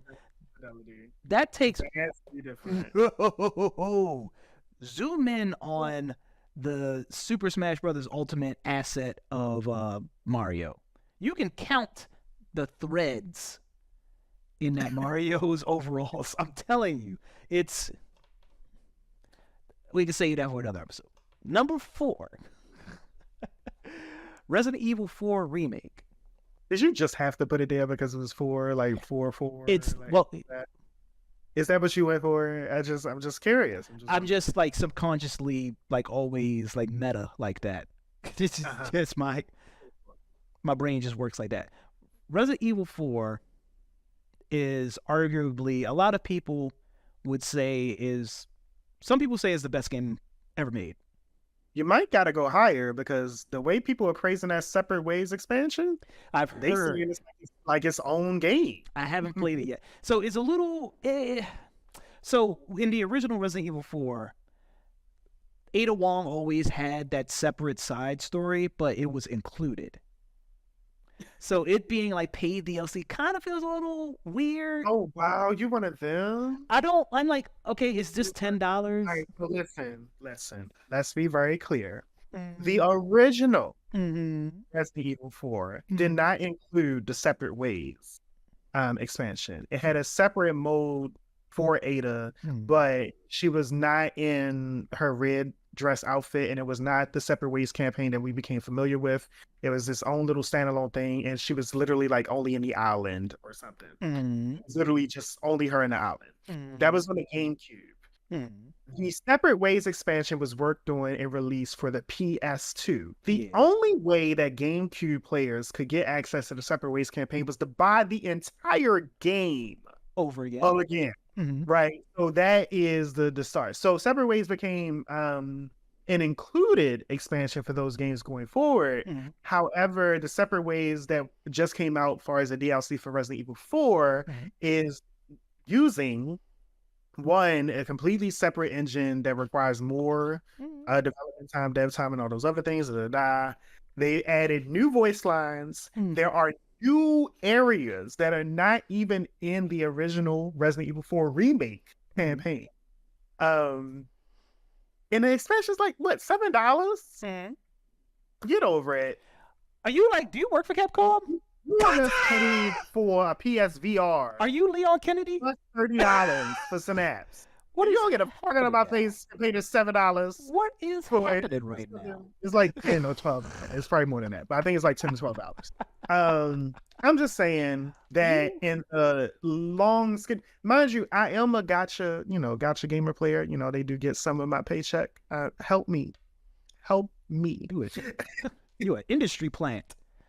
I'm fighting for you. I'm fighting for the working man. We don't got $7. You bought a PSVR, you lying shit. So, back to the point. Resident Evil 4, arguably a lot of people say is the greatest game ever made, one of the greatest games ever made. The remake took that and just literally improved on every single aspect. There's a lot of remakes that get made. There are a lot of remasters that come out. Not every single aspect, because I don't like this new Ada too much. Okay, well, I haven't played the Separate Ways, so I can't speak. I'm saying the during the original campaign. Oh, you mean like how she's represented? The Ada in the remake campaign to the Ada in the old. So why? Can you expand? I mean, just her voice acting. You know, it didn't hit. I don't know what it's like in the Separate Ways. I don't know if it's better. But her voice acting in the remake, it was pretty dry. And I understand that the idea allegedly was to make her a little bit more one-dimensional, because the previous Ada was a femme fatale. It was like, let's be seductive and a sexy operative and whatever else, blah, blah. And so the idea behind this voice actress was that she wanted to downplay the sexiness and like just make her like a CIA operative. But the issue with that for me is that Ada always had like this cat and mouse kind of playful attitude, specifically with Leon. So it's like, even if you downplayed the sexiness as far as like what she would do for everyone else, her dynamic with Leon was always supposed to be like that cat and mouse thing. And it just didn't have like the mystery setting and things like that. It didn't work for me. No, I get that. There was something I couldn't put my finger on. Was back then when it was revealed that you could later play as Ada. There was some sort of mystery to it. Like there was some sort of like it felt like a reward almost in a way to get to that part where like, oh, I can play as this mysterious and super cool. Mysterious. Like that was her entire thing. But this Ada doesn't feel mysterious. She just feels distant. Like she just there's no allure. Like you don't care that she's like standoffish. She's just like, why are you here? As opposed to why are you here? Like there's a difference in the tone, and that's the No, I give you that. But outside of that, I do think it improved on everything. It controls better. Yes. Obviously, it looks better. It's a little bigger. Expands more on the story. Yeah. Yeah. It was That's why like, it's there. it was like it's like, is the lost plague is taking over your body? That's Like, all what I happened? got. No, it's a good game. It's a pretty good game. My fear, it has nothing to do with this game particularly. It's just that they've been remaking all of them, and it does appear that they are leading towards remaking RE5. And I have no idea how they plan to tackle this in 2020. In the 2020s. Did you like they are leading to the lore is leading to a remake of RE5. That is the lore. You got to take the tribal zombies out. There's just no way. There's no way to do that tastefully. What they plan to do. You got to take them out. It's just. I would also, beyond just even that, I would also like them to take out the boulder punching white man. There's something when camp is done right. Camp can be done well, and I do think that RE5 it straddled that line with the boulder punch. The boulder punch was corny, but it was weird. At the climax. But Resident Evil in general, like they always kind of campy B movie, and that's what made them cool. They were like playable B movies. Camp, he wasn't even infected. This was just human. I mean, he's a weird beast in Resident Evil 7 and Village, right? He's just some super overpowered. He's always been that. That's not even. Nope. That's not even the lore there. Nope. Nope.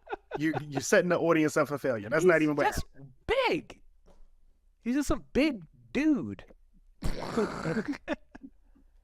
No explanation needed. Big dude. But anyways, so yes, Resident Evil 4 being amazing. I'm curious. And you know what's even more alarming is more than my fear of what they plan to do for RE5, right? With the racial lines and things of that nature. I'm afraid of how they plan to redo 6. There's no way. I think you just skip 6. You just skip. I just don't even. I want to see 5 because I want to see what's her name, Shiva. Shiva need to come back. So Sheva was her name. Sheva. Okay. If remake 5 brings back Sheva, cool. Yeah. 6 we don't need. I liked Wesker's son. He was cool. I don't even think I played long enough to. I played all the campaigns, and I mean all of them, including the Ada one twice. I played the Ada one twice. That might have been the one Resident Evil that I have not seen to fruition. Can I just vent real quick? Sure. Just real quick. So RE6, for those that don't know, they did it where there were 3 main campaigns that were all co-op from beginning to end, right? 2 players. You can do it in party or online. 2 players, all 3 campaigns. And then after you do all 3, you will unlock the 4th and final campaign. It was Ada's campaign. It was single player. What the actual like how is there how did that not get through anyone's brain? Like you've been playing this entire game co-op over I don't remember how many hours. I think it was like over 30 hours. Yeah, it's pretty long. Over 30 hours, and then you will unlock the final campaign. It would be single player. So there was an outrage about it, and so they decided to just patch in a second person that you could play during the campaign that had no lines and no story. That's that was RE6. I'd rather them remake Revelations 1 and 2 than do 6. I'd rather sit through that. But RE6 is a mainline. I'd rather them remake 1 again, which they probably will. I would bet money that they'll remake 1 again before they remake 6. It's time they actually remake 1. I think they will do that. I think that's the route that they will go. I don't know. All right, let's just power through. Get through the whole list because we're all running over. The reason why I kind of pause for the top 3 is because it's going to get weird. 10 through 4, I don't think there was anything really worth. I like weird. What? I don't know whether I'm going to need to censor that or not. So 10 through 4, I don't think anybody's going to really get too heated about. There are going to be some arguing, maybe. There's going to be some people in the comments like, why is WWE here? Whatever. I'm not too bad about that or whatever. But the 1 through 3 here, I think there's going to be a lot of contention. Starting with 3.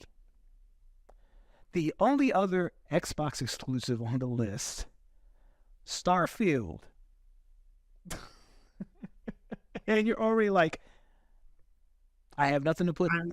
I know. I have nothing to add. I have nothing to say. It is, despite all the criticism, most of it's warranted. There is a really good game buried under all of it. Wait. Mm-hmm. We didn't talk about a criticism. So what criticism are you talking about? So you've been praising this for like 2 episodes straight, and what criticism? So I mean, like on this show, it really does feel like we spend more time dogpiling on games than we do talking about the good.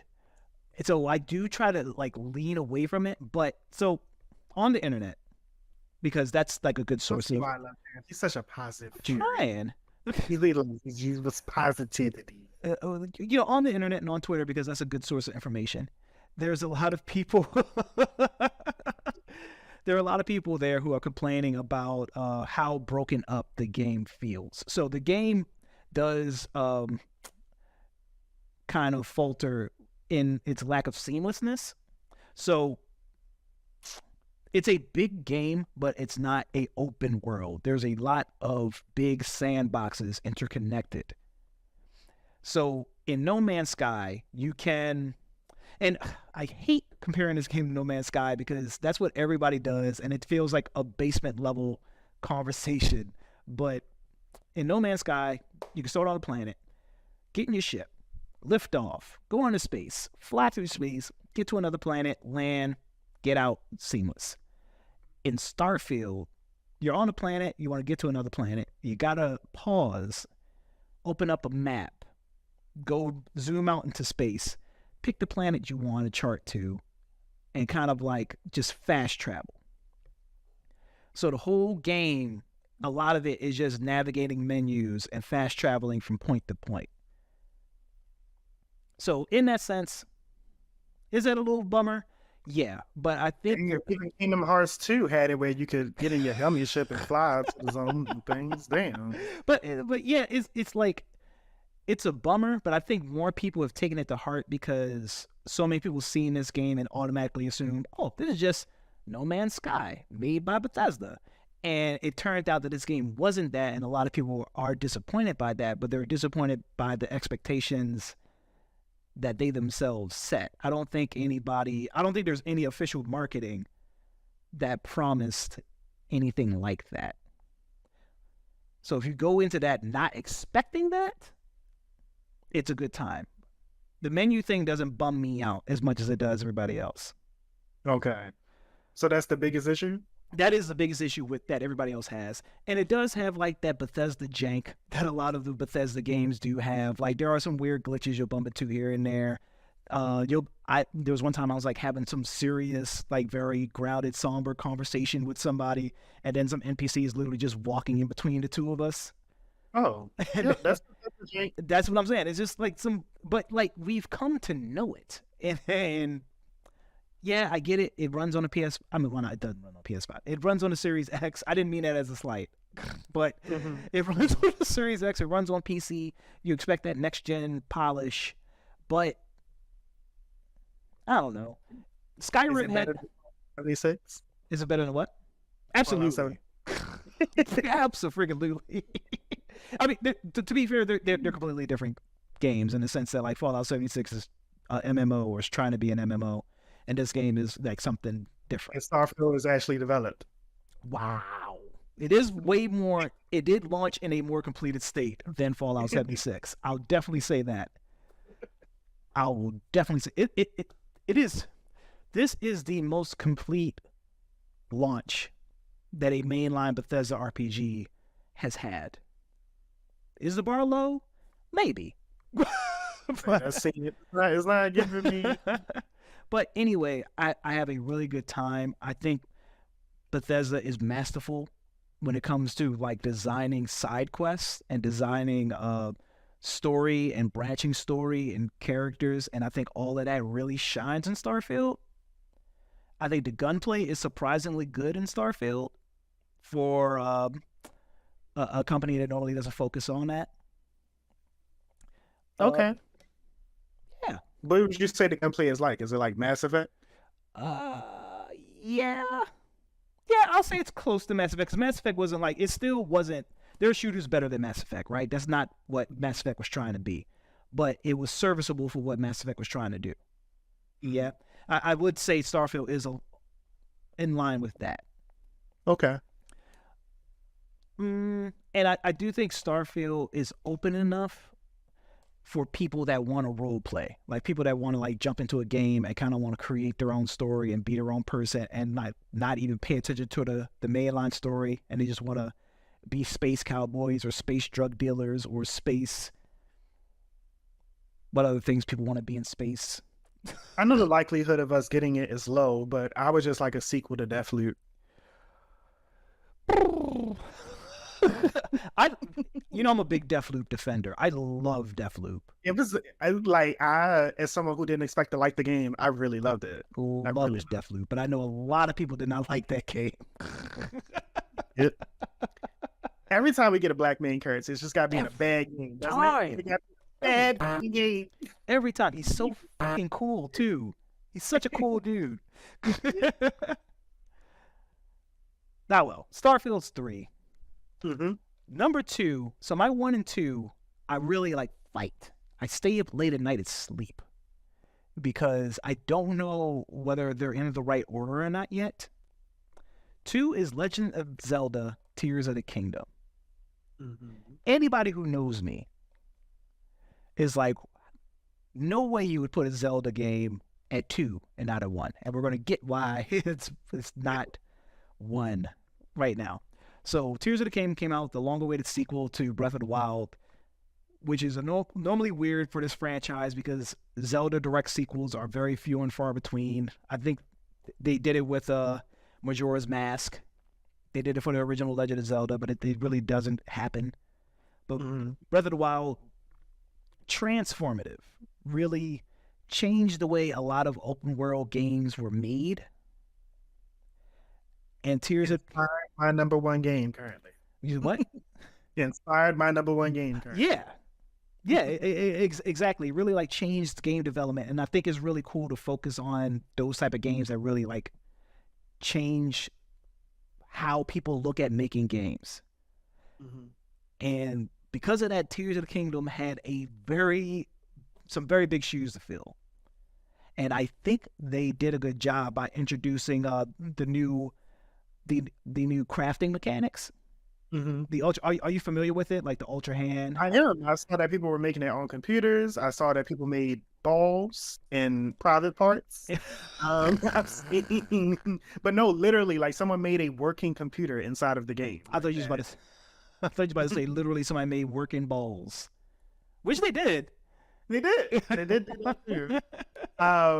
But yeah, so there's some crafting mechanics and things, and like it allows a lot of player intervention in invention. So I think it was your narrative about like you didn't know how to make it around some mountain at some point. You was just like, I'm gonna make me an airship, and that happened. Literally, it's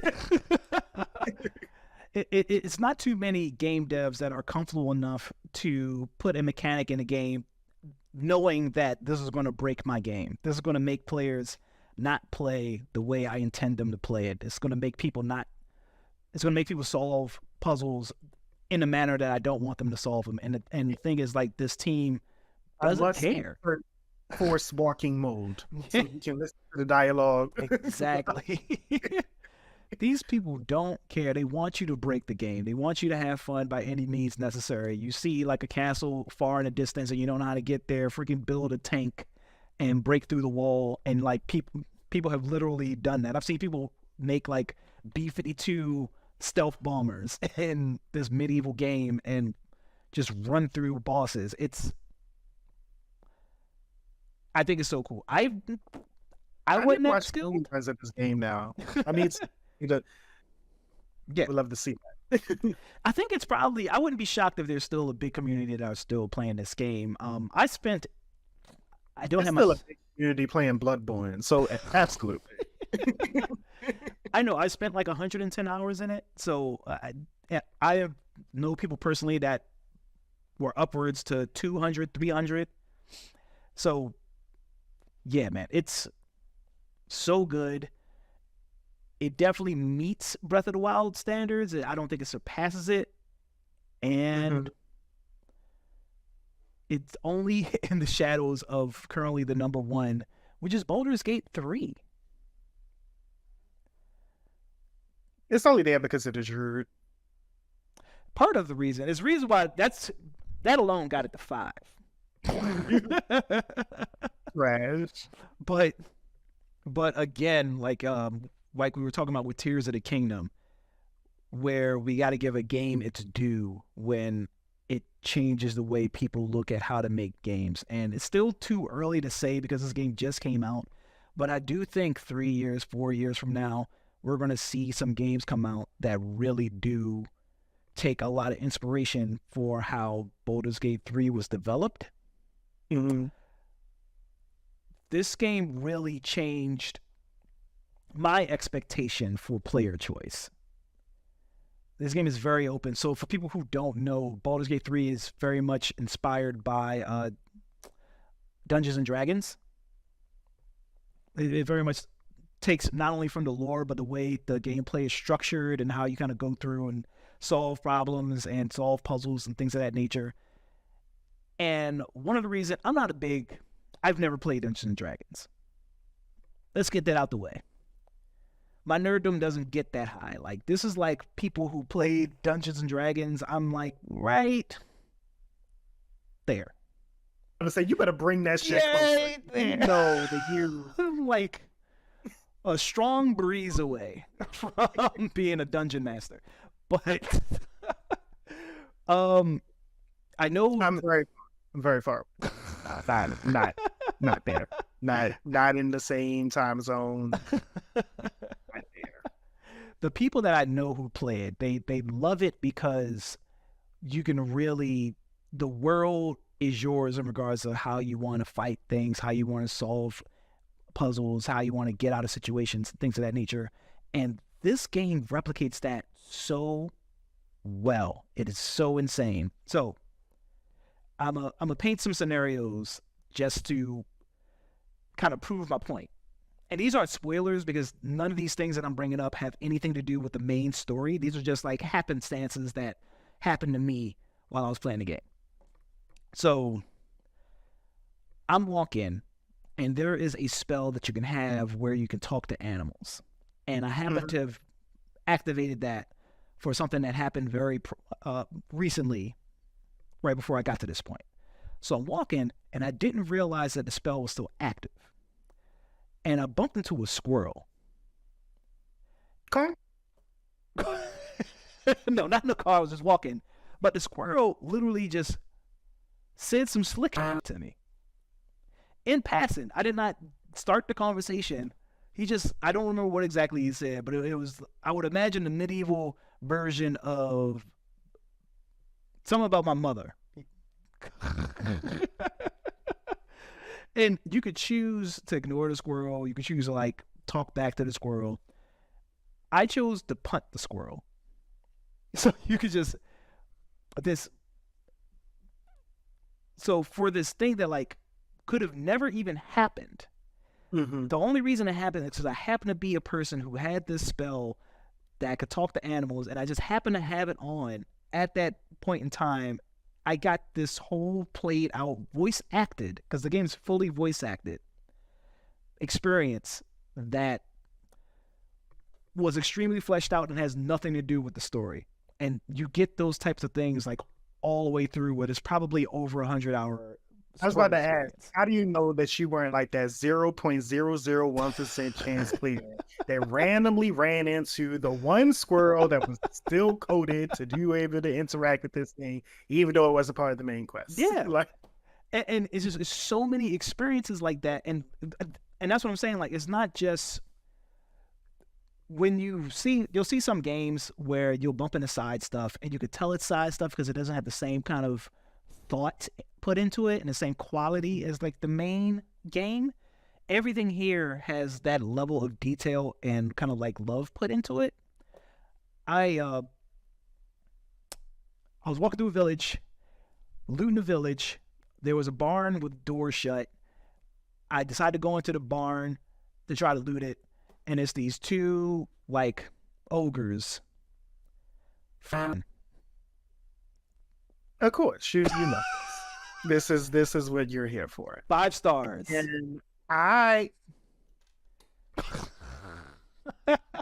it was wonderful meeting all of you on BPM. I think I have to find a new co-host or just be done, because I didn't sign up for this. I didn't sign up for this at all. So I started fighting them. Did you leave? I started fighting them. You interrupted Coinus? Not only did I interrupt, I whooped their ass. I killed them. Get a room. Well, lock the door. The door It's like, wasn't I don't locked. know how much I want to expose myself for BPM. At least lock the door. Like some of us don't always do that in house. I get that, but So- we make sure. I'm just going to share this. There's this.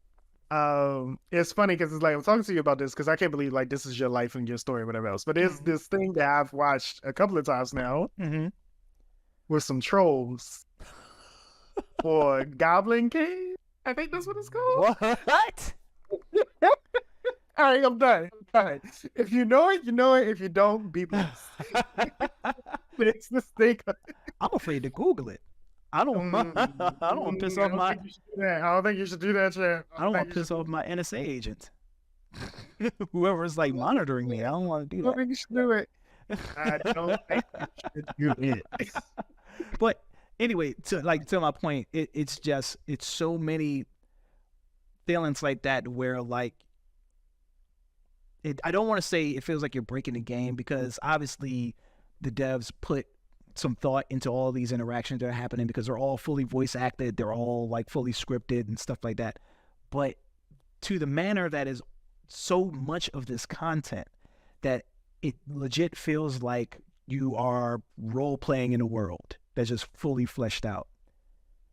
And I would love to see, realistically, I don't think you can't expect every single game to do that, right? Because not every game needs to do that. Like, I don't need my Marios to replicate this. I don't need my Crash Bandicoots or anything. You know what I'm saying? Like, every game doesn't need this kind of level of integration or immersion. But those games, a lot of RPGs are going to change based on Baldur's Gate 3.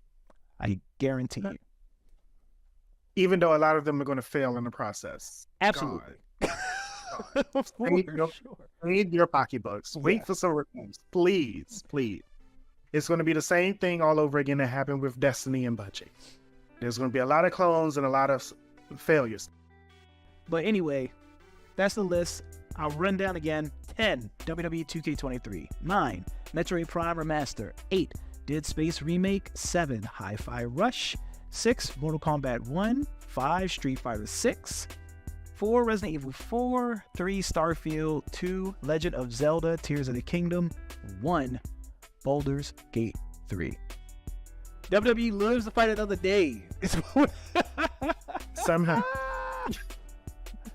Lives till October 20th. Well, look, y'all. I mean, Liza P could probably take it. Hey, maybe. I need to play it more. Last week is just easily. I need to play some more. I am hotter on that than I was initially. Anyway, that's the show, y'all. Indeed. Hell yeah. Thanks for coming through. Like Duke mentioned before, you can find us on TikTok, Twitter, Instagram, on @RealGameClick. And you can find us here for the full episodes of any video versions of the podcast, youtube.com/@BlackPowerMedia, period. And you can support us by supporting Black Power Media on their Patreon, patreon.com/BlackPowerMedia. If you have any questions, people one last time how they can get a chance to win the money that you putting up for Spider-Man 2. you can win Spider-Man 2 on Duke if you go to any podcast platform, Apple Podcasts, Spotify, or anywhere you listen to GameClick. Leave us a review. Leave a way we can contact you, either your Twitter handle, your Instagram handle, your TikTok. I'm going to video response you this code, and then we're going to randomize on October 19th. And if you're picked on October 20th, you're going to get a code for Spider-Man 2 on the PS5. Make sure you own the PS5. Go live during the podcast. Oh yeah, October 20th is a Friday. I'll announce it live in the podcast. I could do that. In the watch party. Yeah. Hell yeah, man. Leave us a review. Get the spectre fast. Get the spectre real fast. Oh shit, because then people are going to steal the code. You didn't realize? I wasn't going to put the code in there. Yeah, man. Leave a review. You'll get the game. Maybe. That's a good chance. And we'll see what's happening, man. Thank y'all for supporting. Thank y'all for watching. Duke, where can they find you? Don't look for me. You know, it's been a rough week, y'all. I want to see nobody at this. But you find me Duke_of_games on your preferred social media networks. Yep. That's me. Yep, I am at CharmCityChamp on most social media, and that's my gamer tag on most gaming platforms. I am CharmCityChamp1 on TikTok because some asshole beat me to it. Probably not even from Charles City. Probably not, jerk. Thanks for tuning in. Thanks for supporting everybody. Get good, stay good. We're out.